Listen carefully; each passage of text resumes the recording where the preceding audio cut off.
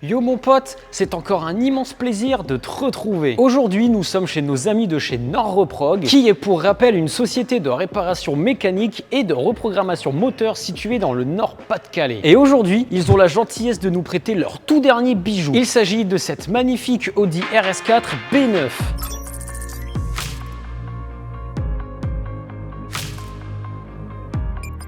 L'histoire de l'Audi A4 est très complète et complexe, mais pour faire simple, l'Audi A4 est la descendante de la très populaire Audi 80, qui elle-même est la descendante de l'Audi 60, qui a été la première Audi d'après-guerre. Cette petite voiture, plutôt charmante, avait pour but de proposer une berline familiale, spacieuse, avec beaucoup de place et de rangement, ainsi qu'une petite touche de luxe. Et ça marche, car 7 ans plus tard, Audi revient à la charge avec l'Audi 80, qui améliorera encore un peu plus le concept. Et cette Audi va rester au catalogue pendant près de 23 ans avec 4 phases distinctes. C'est aussi grâce à ce modèle que nous avons eu le droit à la magnifique Audi S2 sur base d'Audi 80 B3 et l'Audi RS2 sur base d'Audi 80 B4. Mais ça, j'en parlerai plus en détail si on essaye sur la chaîne une Audi S2 ou RS2. Ah, c'est pas gagné, hein. En janvier 1995, Audi commercialise leur toute nouvelle gamme A4. Et tout de suite, elle devient populaire en Europe, mais également dans le monde, en grande partie grâce à son énorme choix de motorisation. Il y en a pour tous les goûts.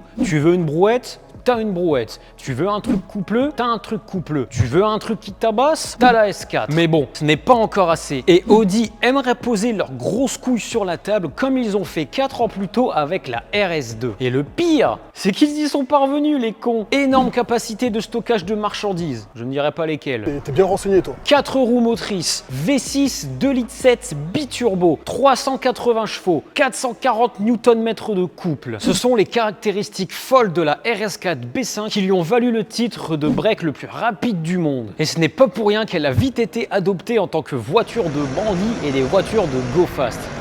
C'est le feu. Bien évidemment, c'est un succès monstre et à partir de là, toutes les générations d'Audi A4 recevront leur version musclée en S4 et leur version Schwarzy en RS4. Pas mal, non?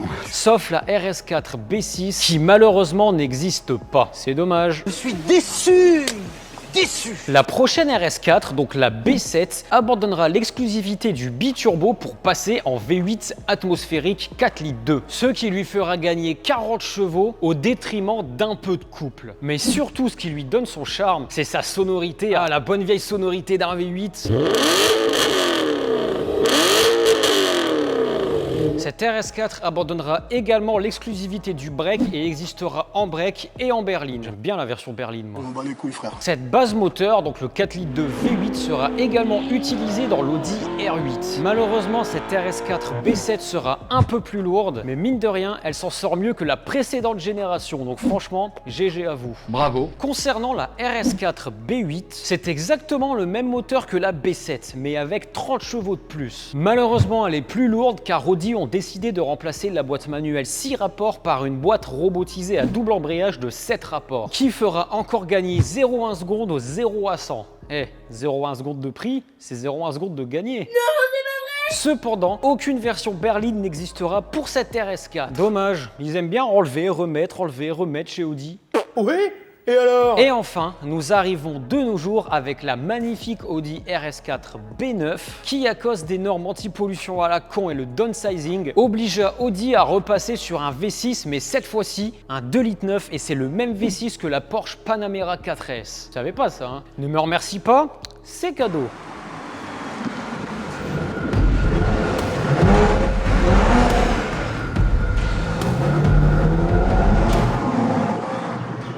« 4 secondes 10, c'est le temps qu'il faut à cette RS4 B9 pour faire le 0 à 100 km/h, soit 600 millisecondes de moins que la précédente génération.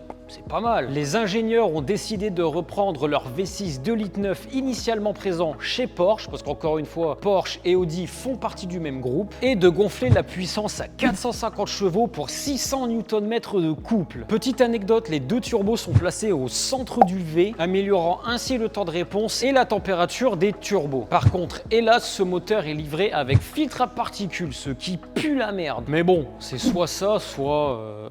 Va manger mort! Pour propulser c'est tout ça. Cette RS4 dispose d'une boîte automatique à convertisseur 8 vitesses. Alors c'est étonnant de mettre un convertisseur là-dedans, d'utiliser une vieille technologie, mais le convertisseur a l'avantage de pouvoir supporter beaucoup de couples. Et ça tombe bien, mon petit doigt me dit qu'il va en avoir pas mal. Qu'est-ce que t'en penses, toi?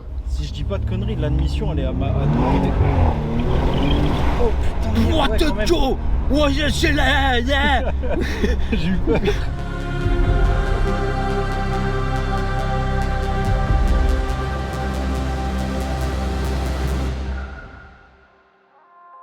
Et c'est avec plaisir aujourd'hui les amis que Yasser nous accueille encore une fois dans son garage. Avant de nous présenter ta voiture, parle-nous un peu de ton entreprise, qu'est-ce que c'est? On a notre chaîne YouTube où on parle beaucoup bagnole, beaucoup passion.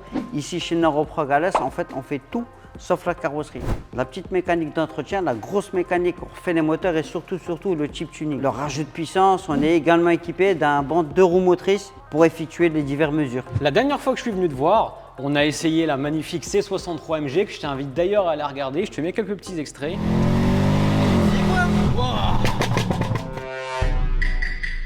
Là, en fait, la C63, elle commençait à vieillir un petit peu. Comme je t'ai expliqué, c'est des anciens V8 Atmo. Puis après, j'ai un client qui m'a ramené ça pour faire son stage 1. Et donc, il m'a laissé la bagnole. L'essayer, c'est l'adopter. Aussi simple que ça. Donc, histoire d'équilibrer les comptes, j'ai vendu la C63, la M539 qu'on n'a pas pu essayer malheureusement. Ouais. Par contre, si vous voulez l'avoir, c'est dans la chaîne. Je te mettrai un lien, toujours. Une Golf Edition One qui me tenait à cœur. Ça faisait 15 ans que je l'avais, mais voilà. On est sur des caisses.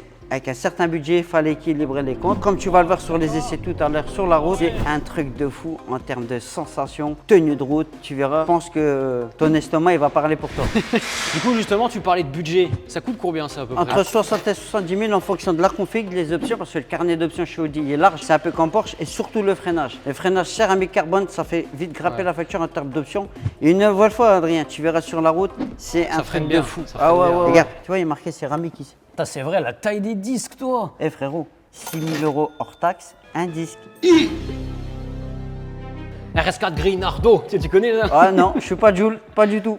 Bah voilà, je pense à ça moi. Bah ouais, bah tu l'as dit, Greenardo. Tu vois à l'intérieur, tu as des inserts carbone qui donnent grave. À l'arrière, on n'a pas de diffuseur carbone, c'est des petits accessoires qui coûtent très cher. Là, malheureusement, elle les a pas, mais ça joue en rien avec les performances. Elle est déjà très bien comme ça, déjà très imposante, très monstrueuse. Alors mon pote, il faut savoir que je l'ai déjà essayé, enfin plutôt conduite la semaine dernière. Et j'ai fait une accélération en confort, je me suis chié dessus et j'ai arrêté. Oh merde, ouais! Oh putain de sa race! Qu'est-ce que c'est que ce truc? Qu'est-ce que t'as fait sur cette voiture? Parce que vu que t'es garagiste, t'es un peu dans le tuning comme moi, tu vois, t'as forcément fait un truc, t'as fait quoi dedans? Esthétique, rien, parce que l'idée, c'est pas la toucher. Moteur, bah, directement, un stage 1, moteur, direct. Boîte. Elle sort un petit peu moins de 600 chevaux. Je vais te faire découvrir le moteur. Alors, c'est lourd et c'est un vérin, c'est cool. Donc voilà la bête, comme je t'ai dit, on est venu greffer le e-Venturi. Malgré un biturbo, tu n'as qu'une seule admission. Donc tu as vraiment l'air qui est conduit dans ce sens-là. Ça fait son effet, garanti. Et voilà les deux poumons de la bête. Les fameux biturbo Porsche. Donc ici, tu es sur un 2,9 litres V6 biturbo qui d'origine fait 450 chevaux. Avec la prépa moteur boîte, on est un petit peu en dessous des 600.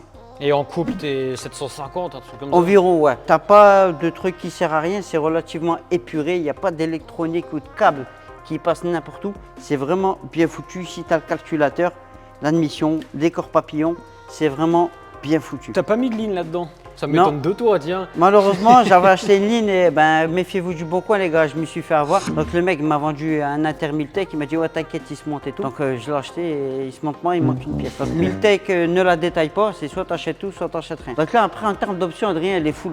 C'est-à-dire que tu as le Théo, même double Théo. Ouvrant, ouais. Cuir avec les surpiqûres rouges, ceinture surpiqûres rouge, tu verras, ça fait son petit effet. Ça, je te jure, j'ai hâte de l'essayer. Mais avant qu'on aille l'essayer, une modif que tu prévois de faire dans l'urgence? Alors dans l'urgence, entre guillemets, c'est la pose d'un écran passager. C'est un peu comme chez les Ferrari, je sais pas quel modèle. Là. La 812 Superfast. Alors un écran sur le passager qui puisse avoir un maximum d'informations et également de la vidéo. Bon, du coup, les potos, on va pas vous saouler 45 ans. Je sais que t'es venu là que pour voir ma gueule se décomposer. Alors, qu'est-ce que t'en dis? On va l'essayer ou pas? Ouais, on va aller cramer du samplon. Bah allez, on y va, mon pote.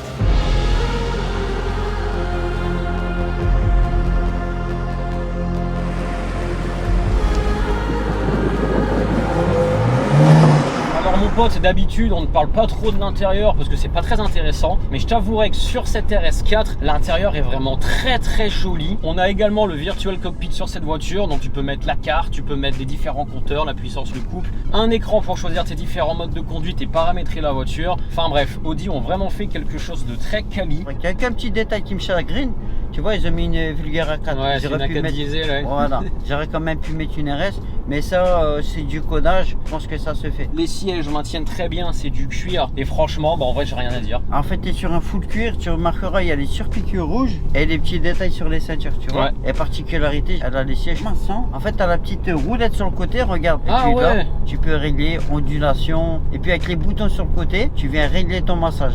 Ah ouais, c'est le d'eau là. Ah ouais. Tu vas voir qu'au bout de quelques minutes, c'est vraiment un massage qui fait le taf, quoi. Vu surtout comment tu conduis. Ah, tout de suite des insinuations. Non. Oh putain, ouais. Ah ouais. Wow. Putain, t'es satellisé avec ça. C'est la Vega Missile. Avec Vega Missile, vous êtes satellisé. Oh putain, le jet que tu te prends. T'es collé au siège. Oh, oh les freins. Tu vois comment ça arrête? Oh putain. C'est incroyable. C'est comme les montagnes russes en fait, tu vois. Mais je t'ai dit, sur les perfs, 0 à 100, il y a un 3 secondes 8. Et t'as vu le confort, t'entends Ouais. rien. On peut parler sans gueuler. Ouais. Là, c'est 63, il fallait un micro. Ouais, c'est 63. C'était...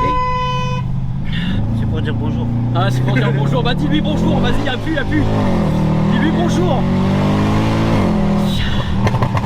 Putain, le pauvre. Tu vois la différence d'évolution quand t'as une caisse de 2010 et une caisse de 2018 en termes de perf et confort, etc. Le mec à côté, t'avais fait un pouce. On bat les couilles. Oh, tcha. Ah ouais. Putain, j'arrive. Oh, tcha.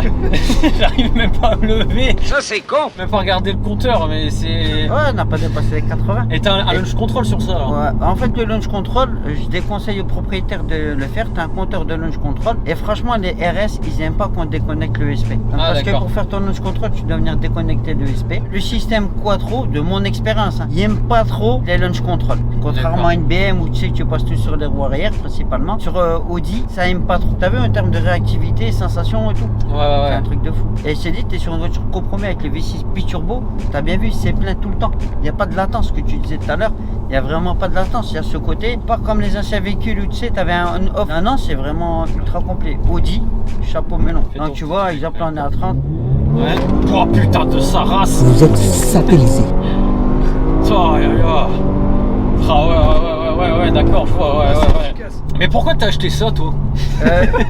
Bah, je t'explique, t'as vu, hein, moi, j'avais pas mal d'anciens véhicules. Ouais. À la base, j'avais la M5 E39, 63 MG, Golf 2 GT édition, j'ai encore une VR6. J'étais très young timer, c'est-à-dire dans mon cerveau, je m'étais arrêté en 2010. Et je suis comme tous les puristes, Vin Diesel.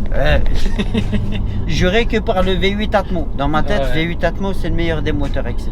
Mais quand t'as goûté à la modernité, tu te dis putain, ah ouais, non, en fait, ça marche mieux. J'ai revendu la C63 à un copain, j'ai vendu la M5, j'ai vendu ma Golf édition, sachant que ma Golf, ça faisait 15 ans que je l'avais. Et en fait, quand tu regardes, quand tu prenais un véhicule comme la Mercedes, c'est tout le temps en train de bricoler, réparer, il y a tout le temps un truc qui pète. Tout ça fait que tu dis, on met Ouais, c'est efficace, hein. Tiens, Et regarde on un n'a petit pas peu. vu châssis, c'est quoi châssis? C'est bien ou c'est pas ouais, ouf? bah ça bouge pas. En moyenne, toi, avec ça, tu consommes combien? C'est beaucoup trop, quoi. C'est trop. Rappelle, on avait fait un essai avec la C63, Ouais. on mettait un plein, tu faisais 250 bornes, 300 avec le pied léger. C'est-à-dire en dessous de 18, je connaissais pas. Ici, tu es sur un V6 biturbo, consommation, si tu fais pas le con, avec un plein, tu fais 700 bornes. Tu tapes dedans, tu roules comme un cochon, tu vas faire à peu près 500 bornes. Et avec les différents modes de conduite, hein, moi je t'avouerai que je suis tout le temps dynamique, en confort, Ouais. je pense qu'on peut aller chercher encore un petit peu plus d'autonomie. Ça m'étonne pas que c'est toujours en dynamique. Bah, après, t'achètes ça pour ça. Hein. Comme par hasard. Pourquoi tu t'es arrêté, tu fais quoi? Ben, juste pour te montrer un petit peu la phase d'accélération. Oh, c'était satellisé quand même, hein. Tu vois? Oh, ouais, je vois. Oh là là, les sièges à 100 C'est un là. truc de fou. Ah ouais, t'sais, je te jure. Vraiment? Ah ouais, mais tu c'est débloques, hein. Vraiment, Ah ouais, vas-y, touche-moi le cul, vas-y. Est-ce que c'est fiable? En termes de fiabilité, sur ce modèle-là, il y a un problème connu, c'est la surchauffe moteur. Moi, le moteur a été posé, fabriqué, des gaines thermiques et tout, etc. C'est des pannes de surchauffe. De temps en temps, tu vas trouver certains modèles, mais c'est rare, mais je pense plus que c'était un problème de propriétaire avec des jeunes culasses. Mais la surchauffe moteur, c'est hyper connu. Faut pas en abuser, surabuser de la surchauffe, parce que là, ouais. Mais sinon, en termes de fiabilité, c'est pas excessif. Franchement, encore merci à toi de me faire conduire ça. C'est vraiment un rêve de gosse. Moi j'aime bien un peu à la Vin Diesel comme tu dis, tu vois, les grosses bagnoles et tout, tu vois, genre c'est trop bien. En tout cas mon pote, en mode confort, c'est pas du tout tape-cube, en fait c'est très confortable comme son nom l'indique. Ouais, on est un peu plus haut. La boîte, ça pose tout seul, on sent rien en fait. La boîte on sent rien du tout. Je vais essayer de mettre en dynamique. Eh ben voyons. Oh, tiens. Bah, là, j'ai senti que t'as pas été au fond de la Ah non, non, je vais pas au fond moi. Par contre c'est vrai que le compteur il est incroyable, magnifique. C'est beau hein. Ah ouais, et là si je dose, donc là je suis en 5, j'appuie à fond. Ah ouais. Ah ouais. Et t'as vu hein, c'est le changement de rapport, il est quasi instantané. Ouais, non, c'est incroyable. Ah, le compteur il devient jaune en manuel. Ah, je le double. Bah ouais. Écrase. Ah ouais, mais. Pas à fond, hein. Non, je suis pas à fond. Ouais, mais bon, ça fait peur ton truc aussi. T'es une merde. En fait, d'habitude, j'aime bien parler de l'agrément de conduite dans mes vidéos, mais là, en fait, j'ai rien à dire. Bah, de temps en temps, il faut savoir fermer sa gueule, je crois. Non. Eh ben, regarde, c'est quoi? Je vais fermer ma gueule, regarde. Allez. On passe devant la BM, ça va aller. Ça va, on est à 80 hein. Ah ouais non, 0 à 80, franchement, il est top hein. Même toi, t'es choqué de ta propre voiture. Ah bah en passager, t'as pas les mêmes sensations. Ah ouais, non, c'est vraiment... Vas-y, on va. Oh. C'est quelque chose hein. Non, en vrai, c'est bien. Le seul truc que je peux reprocher, c'est... Moi, j'aime bien, comme toi, les V8 Atmo, tu vois. Genre, le bruit vraiment de V8, il est vraiment incroyable. Comme les vieilles RS4, le V8. Mais en vrai, non, je peux pas dire. Ça marche bien, Non, le son est bien. T'es collé, en fait, Je comprends pourquoi c'est des voitures de go fast en fait. Qu'est-ce que tu veux faire face à ça, tu vois? T'as un problème, on t'emmerde, tu t'en vas direct et tu traces, c'est fini. Ah oui, c'est quelque chose quoi. Ah ouais. Oh, t'aimes même le pouah, tu vois, le pas comme ça, j'aime bien, ouais, tu vois. J'aime bien. Et les potos, encore une fois, allez vous abonner à sa chaîne YouTube et à leur Instagram, franchement, ils méritent. Donnez-leur de la force. La prochaine véhicule, on verra ce qu'on pourra sortir. Ferrari Enzo, tu me sors ça, je viens direct. Ah, t'es fou, ça. Je crois même celle-là, elle est tellement mythique qu'en rêve, je ne l'ai pas. Merci également à vous les potos et mes petits blobloteurs. Tout ça, c'est également grâce à vous. Du coup, pour remercier les abonnés, est-ce que tu m'autorises une dernière accélération? Bah vas-y. Bon les potos, je fais ça pour vous et moi je te dis...